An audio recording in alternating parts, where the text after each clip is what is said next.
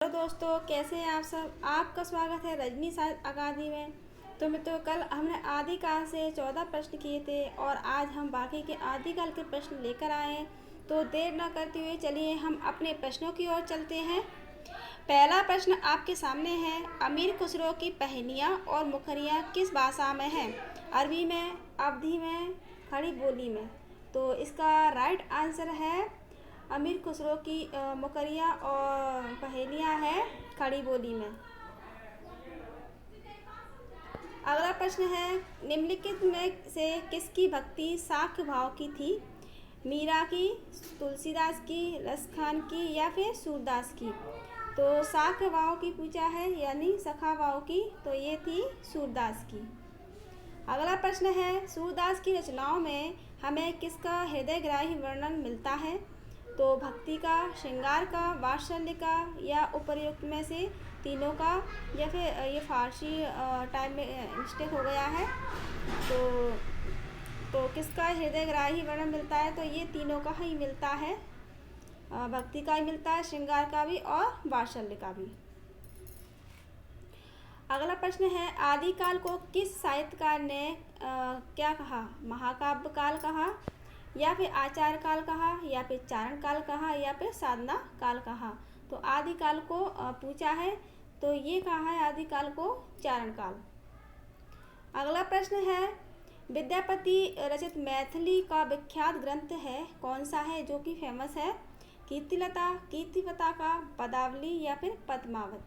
तो विद्यापति की पदावली बहुत फेमस है।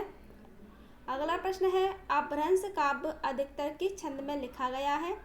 रोला में, छप्पे में, कवित्त में या फिर दोहा अर्थात दोहा में?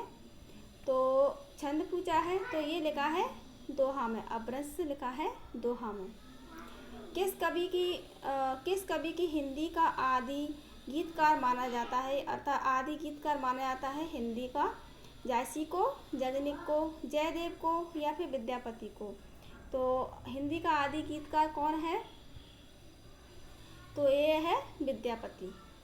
अगला प्रश्न है, आदिकाल में निम्नलिखित में से कौन सी रचना तिरहुत के शासक की प्रशंसा में लिखी गई है? तिरहुत के राजा थे, उसकी प्रशंसा में लिखी गई है। तो परमार रासो, कीर्तिलता, मृगावती या फिर मधुमालती? तो इसका राइट आंसर है कीर्तिलता, जिसमें तिरहुत के राजा कीर्ति सिंह की प्रशंसा की गई है। विद्यापति की पदावली में है, वीर रस प्रधान, संयोग श्रृंगार नहीं वियोग श्रृंगार, भक्ति और श्रृंगार दोनों, या फिर आश्रयदाता की प्रशंसा? तो विद्यापति की पदावली में भक्ति और श्रृंगार दोनों ही माने जाते हैं, क्योंकि विद्वानों ने विद्यापति को किसी विद्वान ने उनको भक्ति का कवि माना है और तो किसी ने श्रृंगार का। तो आप मुझे बताइए कमेंट बॉक्स में कि आचार्य रामचंद्र शुक्ल ने विद्यापति को कौन सा कवि माना है? भक्ति का माना है या फिर श्रृंगार का? पृथ्वी राय रासों में वीर रस के साथ है क्या है? भक्ति रस, करुण रस, शांत रस या फिर श्रृंगार रस? तो पृथ्वी राय रासों में वीर रस है, उसके साथ भी है श्रृंगार रस, जिसमें जो रानी पद्मावती है उसके नक्शिक का वर्णन, रूप का वर्णन इसमें दिया जाता है। अमीर खुसरो की भाषा पर किसका प्रभाव दिखता है? ब्रज का, अवधी का, मागधी का या फिर भोजपुरी का? तो ये दिखता है ब्रज का प्रभाव।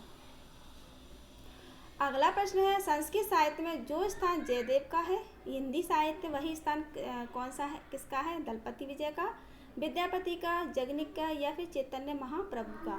तो संस्कृत साहित्य में जैसे जयदेव का स्थान है, वैसे ही हिंदी साहित्य में किसका स्थान है? तो वो है विद्यापति का। अगला प्रश्न है, किस ग्रंथ में राधा कृष्ण के प्रेम का अनूठा वर्णन है? पद्मावत में, पदावली में, मृगावती में या फिर मधुमालती में? तो ये राधा कृष्ण के प्रेम का अनूठा वर्णन दिया है पदावली में। अगला प्रश्न है, वीरगाथा काल की एक रचना संदेश रासक, इसके रचयिता कौन है? अमीर खुसरो, अब्दुल रहमान या फिर हेमचंद? तो इसका सभी को पता होगा, संदेश रासक अब्दुल रहमान का है। अगला प्रश्न है, एक प्रतिष्ठित ग्रंथ युक्ति विक्ति प्रकरण किसका लिखा हुआ है? किसका लिखा हुआ है ये ग्रंथ? सारंगधर का, दामोदर भट्ट, बण रत्नाकर या फिर जयचंद? तो ये लिखा गया है दामोदर भट्ट का युक्ति युक्त प्रकरण। विद्यापति की विख्यात रचना कौन सी है? पद्मावत, पदावली, मधुमालती या फिर मृगावती? ये प्रश्न पहले भी पूछा है।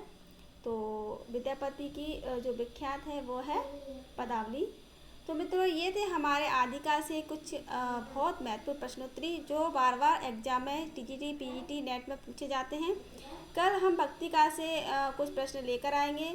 तो आपको मेरी क्लास अच्छी लगती है तो लाइक करें, सब्सक्राइब करें और शेयर भी करें। वीडियो को अंत तक देखने के लिए बहुत बहुत आभार।